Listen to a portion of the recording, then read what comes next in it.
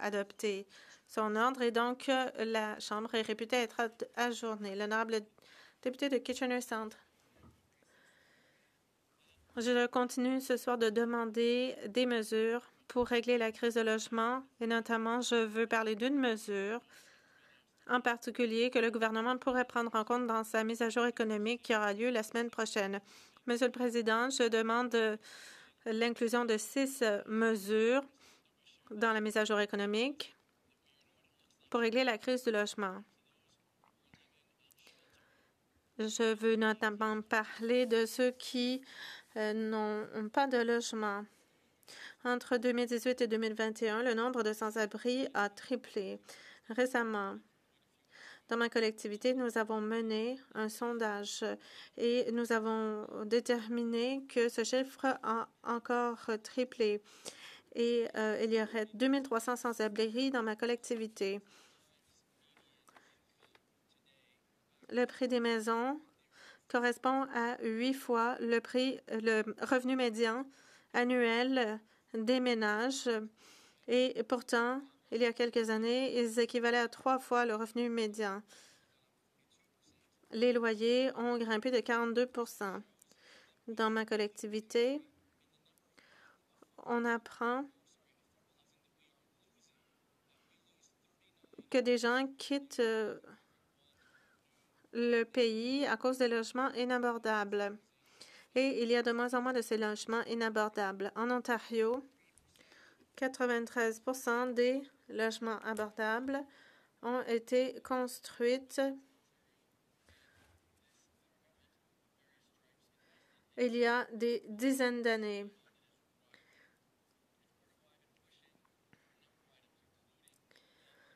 Alors, je demande qu'on double le parc de logements abordables grâce à des investissements du fédéral, comme on l'a vu dans les années 80-90.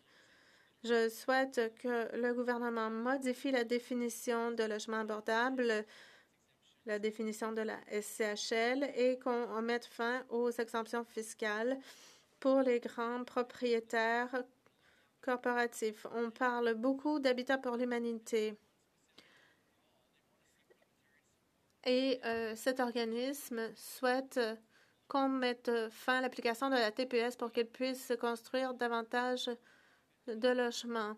Le gouvernement a donné une exception, a accordé une exception l'année dernière. C'est utile, mais les entrepreneurs à but non lucratif comme Habitat pour l'humanité ont été exclus. Et dans ma région, ils ont construit 45 résidences. Ils auraient pu disposer d'1 million de dollars de plus si cette mesure s'était appliquée à eux. Et ils pourraient construire 5 à 20 logements supplémentaires s'ils pouvaient profiter de cette exemption. C'est pourquoi j'ai écrit une lettre au ministre du Logement. J'ai posé une question au ministère et pendant la période des questions, et j'ai posé des questions au ministre de l'Industrie. Je n'ai toujours pas reçu de réponse. J'ai proposé des mesures pour qu'on puisse payer pour ces logements si on appliquait cette exemption de la TPS aux OSBL. Alors, mon collègue peut-il nous dire où le gouvernement en est quant à cette mesure importante? L'honorable secrétaire parlementaire. Bon, je vais tout d'abord dire que je suis d'accord avec le collègue sur certains points. Et ce collègue soulève toujours des questions qui portent sur les Canadiens vulnérables. Alors, il parle des personnes sans abri. Et notre gouvernement comprend qu'il s'agit d'un problème au Canada et le gouvernement réagit. J'ai parlé il y a quelques instants des campements au Canada. Le gouvernement a réservé 250 millions de dollars pour veiller à ce que ces gens dans les campements puissent être logés dans des refuges ou dans des logements plus stables. Je pourrais citer quelques exemples précis quant aux questions qu'il a soulevées, mais bon, moi, je ne m'oppose pas à ce qu'il dit quant aux OSBL et nous agissons déjà, notamment grâce à des prêts à faible taux d'intérêt. Il a parlé de sa circonscription chez moi à London.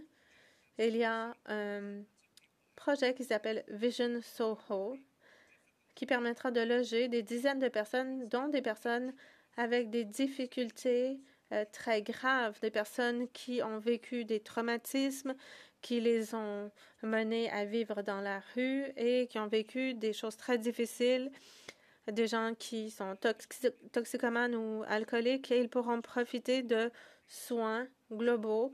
Et ces logements seront construits grâce à un prêt offert à 3 d'intérêt. En travaillant avec le gouvernement fédéral, les organismes peuvent avoir accès à des subventions et c'est ce qui permet de construire des logements. Nous travaillons du côté des capitaux pour que les logements soient construits.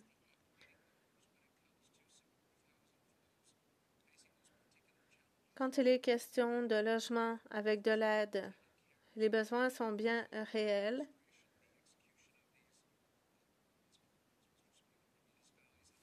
Les municipalités ont aussi un rôle à jouer auprès des OSBL.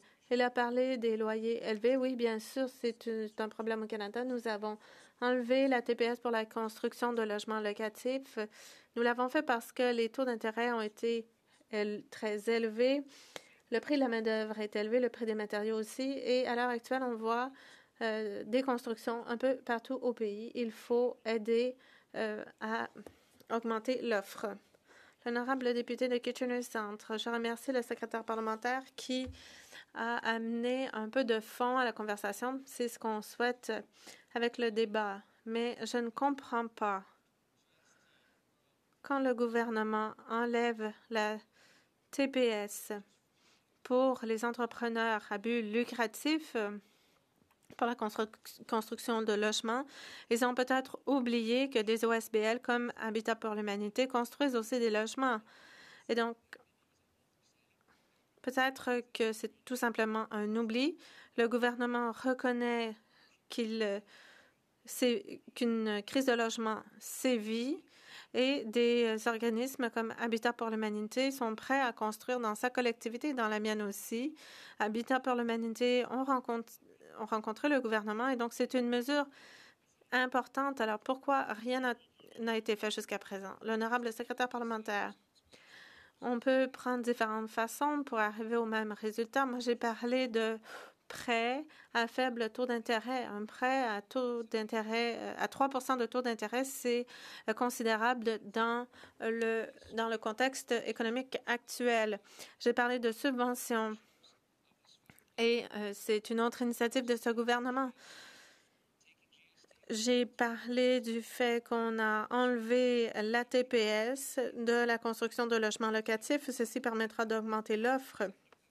Dans certaines collectivités, le taux de logements disponibles est en deçà de 1 Il devrait être entre 1 et 3 Il faut inciter le privé à construire davantage.